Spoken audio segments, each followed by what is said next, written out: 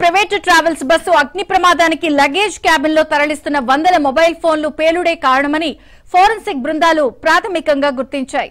ప్రమాదంలో luggage cabin కు మంటలు అంటుకున్న తర్వాత అందులో 400కు పైగా మొబైల్ ఫోన్లతో కూడిన పార్సిల్ ఉండడంతో అధిక వేడికి ఆ ఫోన్ల బ్యాటరీలని ఒక్కసారిగా పేలాయి. ఆ మంటలు లగేజీ క్యాబిన్ పైభాగంలోని ప్రయాణికుల కంపార్ట్మెంట్ కు వ్యాపించాయి. దీంతో లగేజ్ క్యాబిన్ కు సరిగ్గా పైన ఉండే సీట్లలో బెర్తుల్లో ఉన్న వారికి తప్పించుకునే సమయం లేకుండా పోయింది. ఈ కారణం వల్లే బస్సు మొదటి భాగంలోని సీట్లు బెర్తుల్లో ఉన్నవారే ఎక్కువగా ప్రాణాలు కోల్పోయారని ఘటనా స్థలాన్ని దగ్ధమైన బస్సును పరిశీలించిన ఫోరెన్సిక్ బృందాలు గుర్తించాయి.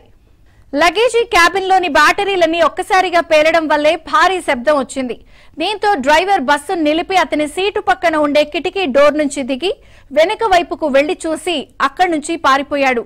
అప్పటికే బస్సు దట్టమైన పొగ మంటల్లో చిక్కుకుపోయింది. బస్సు లోపల చిక్కుకున్న ప్రయాణికులు తప్పించుకునేందుకు యత్నించినా కుడివైపు ఉన్న అత్యవసర ద్వారం తెరుచుకోకపోవడంతో వారి ప్రయత్నాలు ఫలించలేదు. ఇక ప్రయాణికుల వాహనాల్లో వారి వ్యక్తిగత లగేజీ తప్ప ఇతర సరుకులేవి రవాణా చేయకూడదు. కానీ ప్రైవేట్ ట్రావెల్స్ బస్సుల యాజమాన్యాలు ప్రయాణికుల వాహనాలను సరుకు రవాణా కోసం వాడేస్తున్నాయి. వాటిని లగేజీ క్యాబిన్ లో పెడుతున్నాయి. ఏదైనా ప్రమాదం జరిగినప్పుడు వాటికి మంటలు అంటుకోవడం వల్ల ప్రమాద తీవ్రత పెరిగిపోతోంది. కర్నూలు ఘటనలో కూడా ప్రమాద తీవ్రత పెరగడానికి మొబైల్ ఫోన్ల పేలుడే కారణమని ప్రాథమికంగా తేలింది.